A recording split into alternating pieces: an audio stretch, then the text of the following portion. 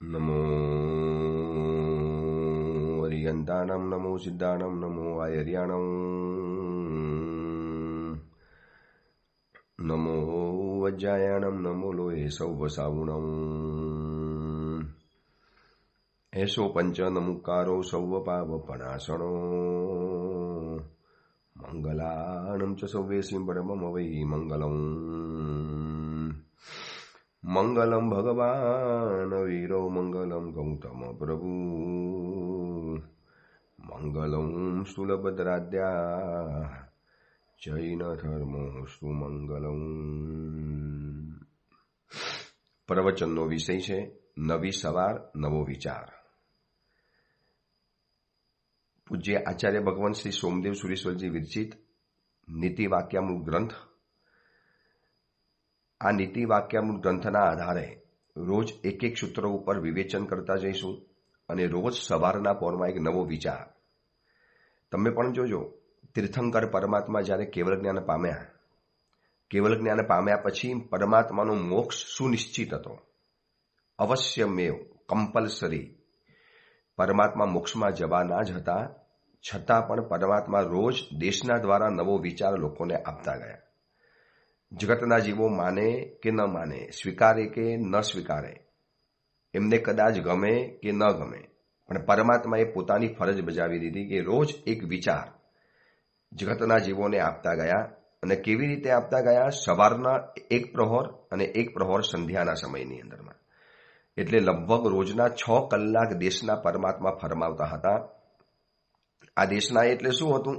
રોજ નવો વિચાર પરમાત્મા અર્પણ કરતા હતા. આજે એ વિચારો છે આપણી પાસે, તો આપણે કંઈક જિંદગી જીવી શકીએ છીએ, સારા બની શકીએ છીએ, સારા માર્ગે ચાલવાનો આપણને એક પ્રયત્ન પુરુષાર્થ કરવાનું મન થાય છે. એટલે પ્રવચનનો વિષય બહુ સોચી સમજીને રાખ્યો છે કે નવી સવાર અને નવો વિચાર. રોજ એક નવા વિચાર ઉપર આપણે વિચારણા કરીશું અને સવારને આપણે સુધારીશું. જે મંગલ કાર્ય આવે અને માણસ શું કરે? પોતાના ઘરમાં એક આસોપાલવનું તોરણ બાંધે. કોઈક માંગલિક પ્રસંગ આવે અને ઘરની અંદરમાં બહાર ફૂલનું તોરણ લટકાવે. કોઈક મંગલ કાર્ય આવે, મંગલ પ્રતિષ્ઠા વગેરે આવે, ત્યારે જિનાલયમાં પણ તોરણ બાંધવાનો રિવાજ છે, લગ્નમાં પણ તોરણ બાંધવાનો રિવાજ. બસ, તો આપણે પણ રોજ સવારના પોરમાં જીવનના મકાન ઉપર એક સુવિચાર બાંધી દેવો છે કે જે સુવિચાર દ્વારા જ્યારે પણ પ્રવચન સાંભળીએ ત્યારથી આપણી સવાર, કદાચ ઘણાની સવાર 9 વાગે પડે, ઘણાની સવાર 5 વાગે પડે, ઘણાની સવાર 4 વાગે પડે, આપણે જ્યારે જાગ્યા ત્યારથી સવાર. ગુજરાતીમાં પણ કહેવત છે, જાગ્યા ત્યારથી સવાર છે. જે સમયની અંદરમાં જાગ્યા અને જે સમયમાં આ વિચાર સાંભળ્યો આચાર્ય શ્રી સોમદેવ સુરેશ્વરજી મહારાજનો, અને એ દિવસે એ વિચારને આપણે જીવનમાં એપ્લાય કરવો છે, લાવવો છે, એની કોશિશ કરવાની છે. તો નવી સવાર અને નવો વિચાર લગભગ 1100 થી 1200 વર્ષ પૂર્વે થઈ ગયેલા આચાર્ય શ્રી સોમદેવ સુરેશ્વરજી વિરચિત નીતિ વાક્યામૃત ગ્રંથ. અને એ વાક્યામૃત ગ્રંથ આપણને રોજ એક નવો વિચાર આપે છે. એમાં પહેલા વિચાર ઉપર આપણે ગઈકાલે વિચારણા શરૂ કરેલી હતી કે અલ્પમપી વાતાયણ વિવરમ બહુન ઉપલંભયતી. નાનકડી પણ બારી, નાનકડું પણ કાણું, અથવા તો નાનકડી પણ એક ચીજ આપણને જીવનમાં ઘણું ઘણું આપી શકે છે. મોટું હોય તે મહત્વનું અને નાનું હોય તે નકામું. આ એક માનવ મનની ખાસિયત છે. તમે જોજો, ઘણા વ્યક્તિઓને ગુરુ પણ બહુ મોટા બનાવવાનું મન થાય. જિનાલયમાં પતિમાં પણ બહુ મોટી હોય તો ભાવ વધારે આવે. પતિમાં નાની હોય કે મોટી હોય, ગુરુ મોટા હોય કે નાના હોય, આપણા હૃદયનો ભાવ અગર મોટો છે તો નાના ગુરુ પણ મારા માટે ગૌતમ બની જવાના.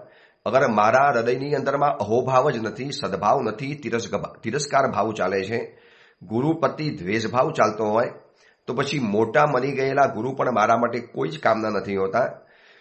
દરેક તીર્થંકર પરમાત્માનું જીવન એકવાર વાંચી લેજો. જેટલા પણ તીર્થંકર પરમાત્મા બન્યા છે, આ લોકોને તીર્થંકર પદવી સુધી પહોંચવા માટે સંકિતની જરૂર પડે. અને સંકિતની પ્રાપ્તિ માત્ર ને માત્ર કોઈ નાના મુનિ ભગવાન દ્વારા થતી ગયેલી હોય છે. આદિનાથ ભગવાનનું પણ જીવન જોઈ લો. કોઈ પણ પરમાત્માનું જીવન તમે ખોલીને વાંચી લો. પૂર્વનો 3જો ભવ, કેટલાક પરમાત્માના 10 ભવ, કેટલાક પરમાત્માના 27 ભવ, કેટલાક પરમાત્માના 16 ભવ. આ બધા ભવોની આખી સિક્વન્સ વાંચો. એમાં સૌથી પહેલા ભવની અંદરમાં સૈનિક રાજા પણ ભગવાન મહાવીરથી પ્રતિબોધ પછી પામ્યા છે. પહેલા અનાથી નામના એક નાનકડા મુનિના પરિચયની અંદરમાં આવ્યા છે. એટલે નાની ચીજ પણ જીવનની અંદરમાં ખૂબ કામની હોય છે. બીજી એક લોજિકલી વાત બતાવું, 1 રૂપિયો એ લાખ રૂપિયા નથી. ખૂણાની અંદરમાં પડેલો 1 રૂપિયો હોય, આપણે શું ગણીએ, અરે ભાઈ ઠીક છે, હવે 1 રૂપિયો છે. પણ 1 રૂપિયો આપણને કહે છે કે દોસ્ત, હું 1 રૂપિયો લાખ રૂપિયો નથી, પણ 1 રૂપિયા વગર ક્યારે લાખ રૂપિયા થતા પણ નથી. આ એક વાત સમજવા જેવી છે. 1 લાખ રૂપિયામાંથી માત્ર 1 રૂપિયો નીકળી જશે ને તો 99,999 થશે, લાખ રૂપિયા નહીં થાય. તો 1 રૂપિયાની આટલી કિંમત છે, નાનાની પણ કિંમત છે. એટલે નાની આરાધના કરી, મારાથી નાનો તપસ્યા થાય છે, મારાથી નાનો ચડાવો લેવાય છે, મારાથી માત્ર આખા દિવસની અંદરમાં એક નાનકડી ગાથા થાય છે, એક લાઈન થાય છે. એનાથી નિરાશ અને હતાશ થવાની કોઈ જરૂર નથી. આ પહેલું સૂત્ર સાધનાના ક્ષેત્રમાં, સંબંધોના ક્ષેત્રમાં, જીવનના ક્ષેત્રમાં, વ્યવહારના ક્ષેત્રમાં હતાશા અને નિરાશાથી દૂર કરી લે છે. માનો મારી સાથેના રહેલા એક મુનિ ભગવાન છે. તીવ્ર જ્ઞાનાવર્ણીય કર્મનો ક્ષયોક્ષમ છે, તીવ્ર જ્ઞાન છે, બુદ્ધિમત્તા સારી છે અને રોજની કદાચ 100 ગાથા કરી શકે છે, પર ડે 100 ગાથા. અને મારા જેવો સાધુ કદાચ એક અડધી ગાથા પણ ન કરી શકતો હોય, માત્ર અડધી ગાથા, એ પણ કાચી પાકી. અને જ્યારે ગુરુને જ્યારે 100 ગાથા કડકડા સંભળાવતા હોય અને જ્યારે હું અડધી લાઈન, અડધું પદ એ પણ ભૂલવાળું સંભળાવવા જાઉં, ત્યારે મને પણ અંદરમાં ગિલ્ટી ફીલ થાય, અપરાધ ભાવ થાય. યાર, મારી તો ખાલી અડધી જ ગાથા છે, આમને તો 100 ગાથા કરી લીધી.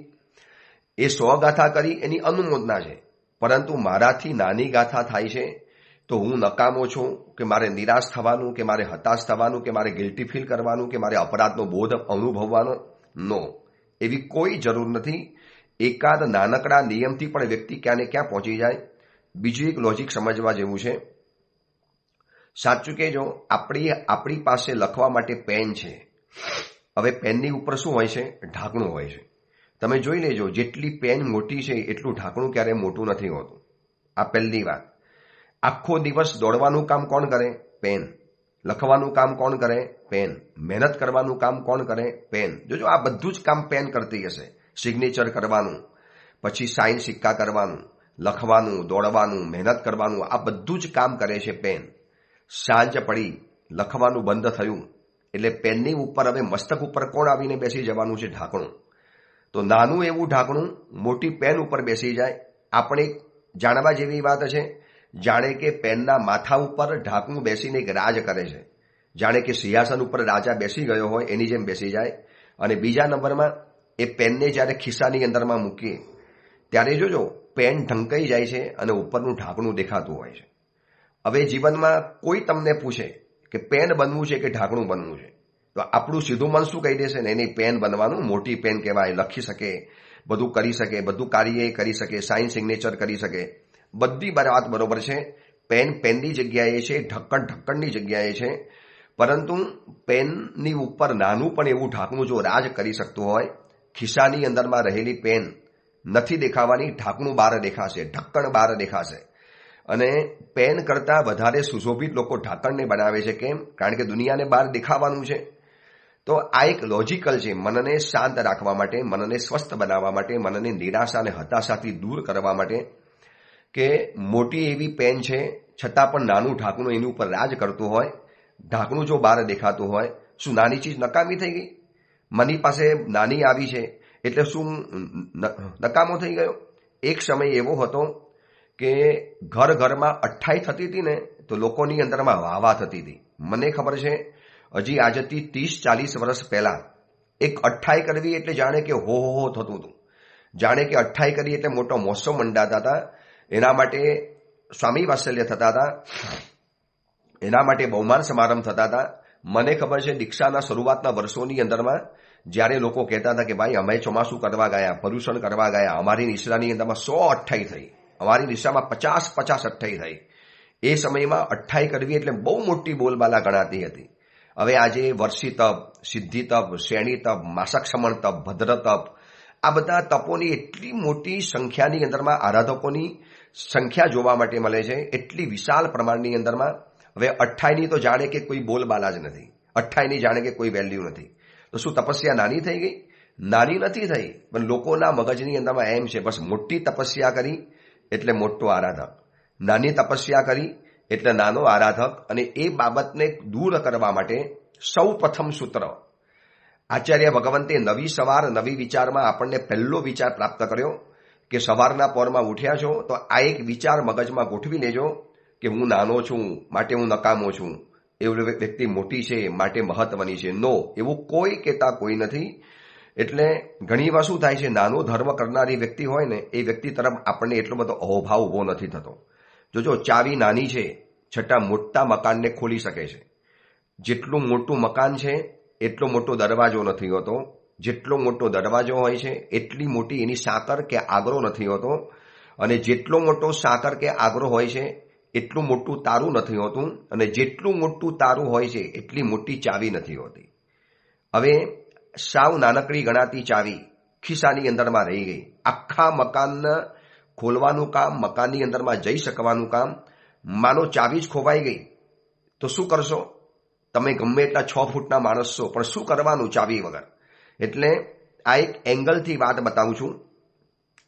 આ આચાર્ય ભગવાન આપણને એક એંગલ આપે છે કે નાની ચાવી પણ જો મોટું મકાન ખોલી શકતી હોય તો નાનો પણ ધર્મ બહુ મોટી મોક્ષનું દુનિયા પણ આપણા માટે ખોલી શકતી હોય છે. ચલો આપણે એક વિચારી લઈએ. વંકચૂલ હતો, કથા સાંભળી હશે, વંકચૂલો. સવારના ભરેસરની સજ્જાઈની અંદરમાં આપણે જેને યાદ કરીએ છીએ વંકચૂલો. વંકચૂલ નામનો રાજકુમાર હતો.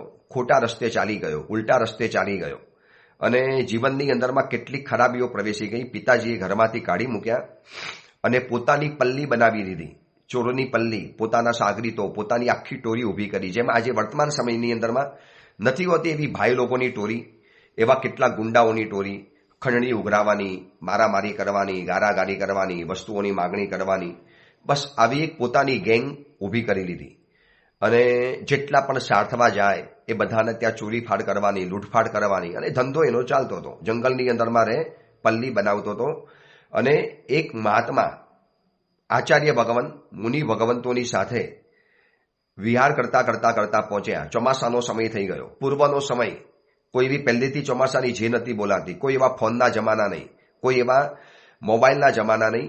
અને વિહાર કરતા કરતા કરતા વરસાદ તૂટી પડ્યો. હવે આગળ વિહાર થાય એમ નથી.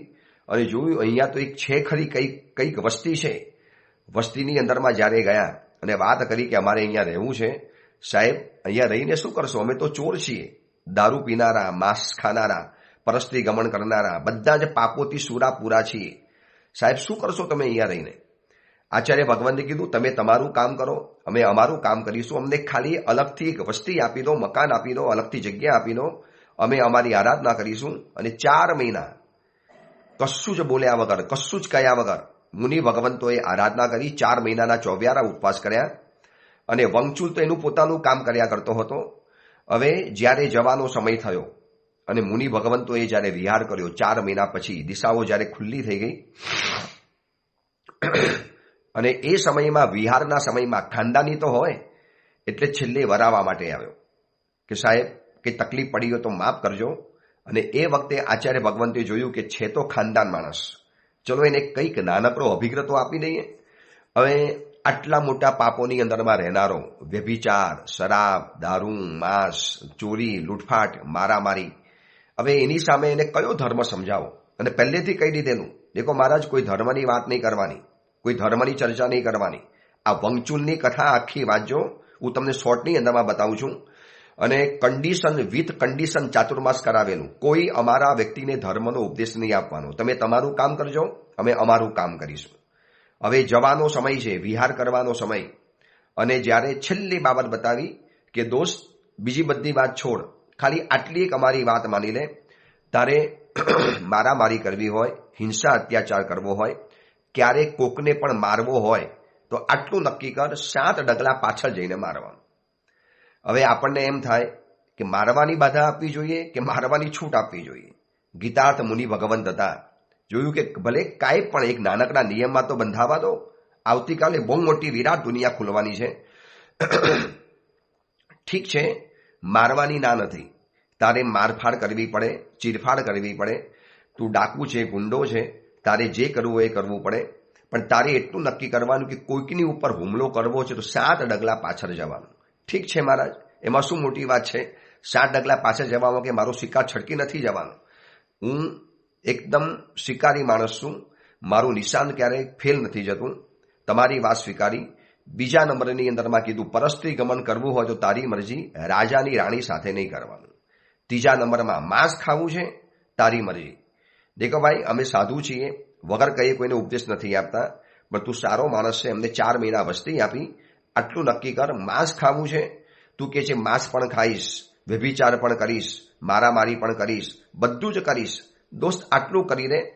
મારફાડ કરવી છે, મારામારી કરવી છે, યુદ્ધ કરવું છે 60 ડગલા પાછળ જઈને. માંસ ખાવું છે તો એટલું નક્કી કર, કાગડાનું માંસ ક્યારે પણ નહીં ખાવાનું. ત્રીજા નંબરની અંદરમાં વ્યભિચાર કરવો છે, તારી મરજી, તું જાણે, રાજાની રાણી સાથે નહીં કરવાનું. આવા 3-4 અભિગ્રહ મુનિ ભગવંતે એને પકડાવી દીધા. હવે આમ જોવા જઈએ તો કેટલો નાનો અભિગ્રહ. હવે આ નાના અભિગ્રહના જોર ઉપર આપણે વિચારી શકીએ કે આપણા જેવા સજ્જન વ્યક્તિઓને રોજ સવારના પોરમાં વંગચુનનું નામ યાદ કરવાનું કીધું. આજે એક અપેક્ષા એવું તમને વાત કરું કે સવારના પોરમાં કોઈ આપણને કે તમે બિન લાદેનનું નામ યાદ કરો, દાઉદ ઇબ્રાહિમનું નામ યાદ કરો, પછી ઈદી અમીન છે, આવા જેટલા પણ ગુંડા ટાઈપના સદામ હુસેન છે, આ બધાનું સવારના પોરમાં નામ યાદ કરો. આપણે કહીએ યાર ક્યાં कैसी बात करते हो, पागल जैसी बात करते हो क्या, ऐसी व्यक्तियों का नाम स्मरण करूं सुबह सुबह, इनका नाम लेके मुझे क्या फायदा. તો એ જમાનાના એ વ્યક્તિઓ આવા જ ગુંડા હતા, આવા જ મારામારી કરનારા હતા, આવા જ ગામના ઉતાર વ્યક્તિઓ રહેલા હતા. પણ એક નાનકડા નિયમના જોર ઉપર એવા આગળ વધતા ગયા કે આજે સવારના પોરમાં ચતુર્વિશી સંઘ બડા ભાવ સાથે, આદર ભાવ સાથે જેનું નામ લે છે, જંબુ પહુ વંકચૂલો. જંબુ સ્વામીની સાથે વંકચૂલનું નામ જોડાઈ ગયું. જંબુ પહુ વંકચૂલો. આ વંકચૂલને સવારના પોરમાં યાદ કરવાનું, બસ એ યાદ કરવા સુધી પહોંચ્યો છે એક નાનકડા અભિગ્રહના કારણે. શું થાય છે ખબર છે? નાનો ધર્મ કરવા માટે મન તૈયાર થતું નથી. હવે કોઈ એમ કે ને ભાઈ એક નાનકડી માલા ગણો ને, હવે સાહેબ શું હવે નાના ધર્મથી શું ફાયદો થવાનો, કરવો હોય તો મોટો ધર્મ કરી લઈશું. નાનકડી નૌકાશી કરવા તૈયાર નથી, અને રાત્રિ ભોજનની અંદરમાં નાનકડી ચીજ ખાવા માટે મળે તો આપણે છોડવા તૈયાર નથી. એટલે એક મનનું લોજિક યાદ રાખજો, નાનો ધર્મ કરવા મન તૈયાર નથી, અને નાનું પાપ કર્યા વિના મન રહેતું નથી. ધર્મની અંદરમાં જશું ને તો શું કહેશે, હવે નાનો ધર્મ નહીં, આપણે કરવો તો મોટો ધર્મ કરશું, બહુ મોટો ચડાવો લઈશું, બહુ બધી ગાથાઓ કરીશું, કરશું તો સીધા પૌષધ જ કરીશું, કરશું તો સીધી દીક્ષા લઈ લઈશું. એટલે નાનો ધર્મ કરવા મન તૈયાર થતું નથી, અને નાનું પાપ કર્યા વિના મન રહેતું નથી. હવે આ કન્ડિશનમાંથી છોડવા માટે જ આ આપણને પહેલું સૂત્ર બતાવ્યું કે અલ્પમપી, નાનકડી પણ બારી, નાનકડું પણ વાતાયન, નાનકડી પણ ખિડકી, નાનકડી પણ વિન્ડો, નાનકડું પણ બાકોરું, નાનકડું પણ હોલ, જો બહુ બધી વસ્તુઓ આપણને આપી શકતી હોય, ભલે ને આખું મકાન પેક છે, પણ કિલ્લાની અંદરમાં માત્ર એક નાનકડું કાણું છે તો આખું સૈન્ય અંદરમાંથી ઘૂસી શકે છે. ભલે ને આખું મકાન બંધ છે, પણ એક નાનકડું કાણું જો આપણને મળી ગયું તો એમાંથી શસ્ત્રો પણ આવી શકે, ભોજનની સામગ્રી પણ આવી શકે, બધો પુરવઠો આવી શકે છે. નાનું કાણું પણ ઘણું ઘણું કરી શકતું હોય તો નાનકડો ધર્મ પણ જીવનમાં ખૂબ કરી શકે એમ છે. એમ નાનું પણ પાપ જીવનમાં ખૂબ નુકસાન કરી શકે છે. આ સામે વાત લેવાની છે. એટલે આપણે વિસ્તારથી સમજવું છે કે નાનકડી ચીજને ક્યારે નકામી ગણવા જેવી નથી. વંકચૂલને બહુ નાનકડો અભિગ્રહ આપ્યો. એક બીજી કથા બતાવી દઉં. આવી તો શાસ્ત્રોના પાનાની અંદરમાં સેંકડો કથાઓ છે કે નાનકડો કરેલો ધર્મ વ્યક્તિને ક્યાંને ક્યાં પહોંચાડી દીધો છે. આપણે ખાલી શાલીભદ્રની કથાને વિચારીએ, કેટલા મોટા શાલીભદ્ર, 99 પેટી ઘરમાં ઉતરે, કદાચ વિશ્વની અંદરમાં એકમાત્ર અજોડ આ એક પાત્ર છે, વિશ્વ માત્રમાં એક અજોડ પાત્ર કે જેના ઘરની અંદરમાં રોજ દેવી 99 પેટી ઉતરતી હતી. રાજાઓના ત્યાં પણ નથી આવતું, ચક્રવર્તીઓને ત્યાં પણ આવો પ્રભાવ અને ચમત્કાર નથી બનતો. એવો પ્રભાવ બન્યો છે શાલીભદ્રને ત્યાં. 99 પેટી, એમાંથી 33 પેટીમાં ભોજન, 33 પેટીની અંદરમાં કપડાં, વસ્ત્રો, અને બાકીની 33 પેટીની અંદરમાં અલંકારો.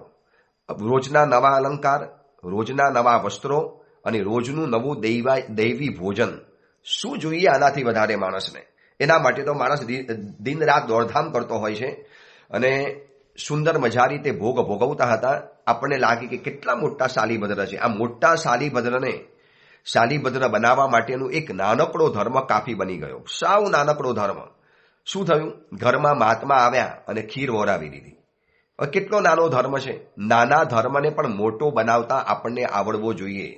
એક વાત યાદ રાખજો, બધાની તાકાત નથી હોતી કે વિશિષ્ટ ધર્મ કરી શકે, પણ દરેક વ્યક્તિની તાકાત છે કે નાના ધર્મને પણ વિશિષ્ટ બનાવી શકે છે અનુમોદના દ્વારા, અહોભાવ દ્વારા. પછી જે અનુમોદના કરી, કેવા મુનિ, કેવું દાન, કેવા મહાત્મા મારા ઘરે આવી ગયા, માસક સમળના પારણાવાળા મહાત્મા, જેમને હું રોજ જંગલમાં જોતો હતો. વાહ, એ જ મુનિ મારા ઘરની અંદરમાં પધાર્યા. બહુ અનુમોદના, બહુ આનંદ, બહુ મજા આવી ગઈ. બસ આ જે અંદરમાંથી અનુમોદનાની જે લહેર ચાલી, અંદરમાંથી જે અહોભાવની જે સરવાણી ઊભી થઈ ગઈ. આપણે છે ને આને બહુ મહત્વ નથી આપતા. કરેલા ધર્મ કર્યા પછી નાનકડી પણ અનુમોદના એનું અનાપ શનાપ ફલ આપણને આપી શકે છે.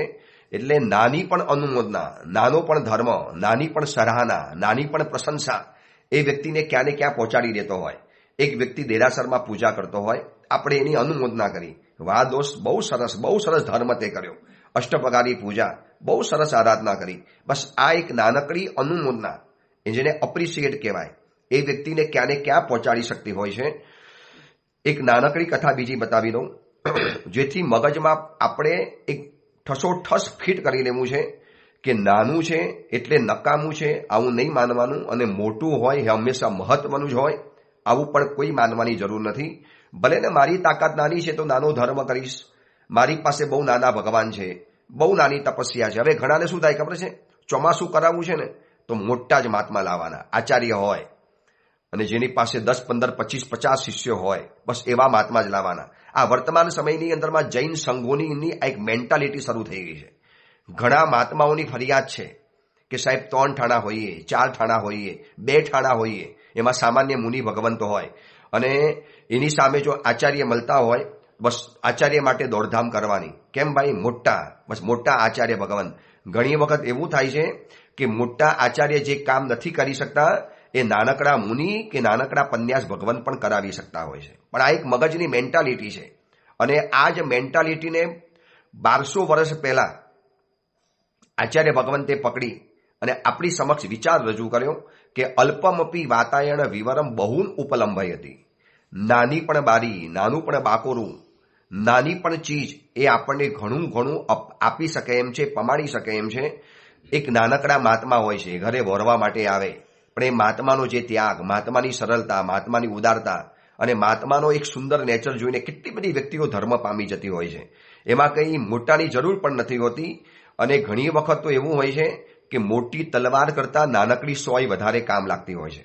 તલવાર તો ક્યારે કામ લાગે? યુદ્ધ આવે તારે. રોજ યુદ્ધ નથી હોતા, રોજ કે યુદ્ધોની જરૂર નથી હોતી. પગમાં કાંટો વાગ્યો, કપડું ફાટી ગયું, કોઈ નાનકડી ચીજ ફસાઈ ગઈ છે અને કાઢવી છે, ત્યાં તલવાર કામ નથી લાગતી, સોય જ કામ લાગે છે.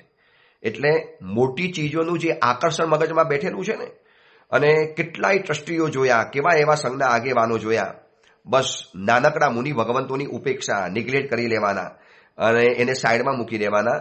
પણ એ સમયની અંદરમાં એને ખબર નથી કે નાનકડા મુનિ ભગવંતો, મેં તને પહેલા કીધું ને, 1 રૂપિયો એ લાખ રૂપિયો નથી, પણ 1 રૂપિયા વગર લાખ રૂપિયા થતા પણ નથી. આ એક વાત મગજમાં ફિટ કરી લેવા જેવી છે. એટલે નાના મહાત્મા, નાનો શ્રાવક, આ બધી બાબતો આપણને કેવું લાગે, અરે ભાઈ બહુ નાનું છે, દેરાસર તો બહુ નાનું દેરાસર છે. અરે દેરાસર ભલે નાનું હોય, પણ એમાં રહેલા પરમાત્મા ભલે નાના હોય, પણ એનું કદ વિરાટ રહેલું છે. તમને ખબર છે, ખંભાતની અંદરમાં જજો તો કેટલા મોટા મંદિરમાં રહેલા સ્તંભન પાસના ભગવાન કેટલા નાનકડા રહેલા છે, આટલા નાનકડા ભગવાન. એવી રીતે નવસારીની અંદરમાં અમે વારંવાર જઈએ છીએ, વર્ષી તપ કરાવ્યા નવસારીમાં. ત્યાંના ચિંતામણી પાસના પરમાત્મા, અદ્ભુત પ્રભાવ. સમસ્ત નવસારી નગર જેમની પાછળ ઘેલું છે. નવસારીના જે રાજા ગણાય, નવસારી નગરના જે નાયક તરીકે બિરાજમાન છે. મોટું દેરાસર, મોટું કેમ્પસ, વિશાળ મંદિર, પણ એની અંદરમાં તમે જઈને જોશો તો સાવ નાનકડા ભગવાન. એમ લાગે કે આટલા મોટા મંદિરના આવા નાનકડા ભગવાન, પણ એ નાનકડા ભગવાન આપણા માટે નાના છે, પ્રભુ નાના નથી. અને એક વાત સમજી રાખજો, મીણબત્તીનું કદ નાનું હોય છે, એનો પ્રકાશ ક્યારેય નાનો નથી હોતો. મીણબત્તી ભલે નાની હશે, એનો પ્રકાશ હંમેશા મોટો હોય છે. તો નાનકડી બાબત હોય કે મને નાની વસ્તુ મળી એનાથી મારે હતાશ નથી થવાનું. નાની વસ્તુને કેમ મોટી કરવી, અથવા તો નાની બાબતથી ઘણું મોટું પામી શકાય છે. એક નાનકડી કથા બતાવી દઉં. અત્યારે વર્તમાન સમયમાં શત્રુંજય તીર્થાધિરાજના જે યક્ષાધિરાજ છે, કપરદી યક્ષ, શ્રી તીર્થ રક્ષા દક્ષાય કપરદી યક્ષાય નમઃ. આ એક જાપ કરીએ છીએ પાલીતાણાની અંદરમાં. તીર્થ રક્ષા દક્ષાય શ્રી કપરદી યક્ષાય નમઃ. આ કપરદી યક્ષની કથા ખબર છે શું હતું? પૂર્વના ભવની અંદરમાં એટલે કપરદી યક્ષ બન્યા એના આગલા ભવની અંદરમાં દારૂડિયા હતા, પિયક્કડ, શરાબી, જેને શરાબ પીધા વગર ચાલે નહીં. દિવસ રાત શરાબના નશામાં ચકચૂર રહેવાનું, શરાબના નશાની અંદરમાં પડ્યા રહે, દારૂ પીને પડ્યા રહે, પરિવારની વાત ન માને, પરિવારને સ્વીકારે નહીં, ગણકારે નહીં. અને એવું શરાબનું વ્યસન કે પરિવાર ત્રાસી ગયો, પરિવાર હેરાન થઈ ગયો. હવે આને કેવી રીતે શરાબના નશામાંથી છોડાવો?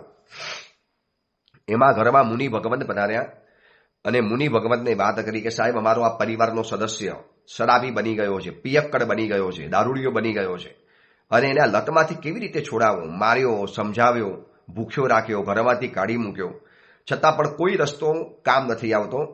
મુનિ ભગવંતે કીધું કે એક કામ કરો, મારી પાસે લઈ આવો.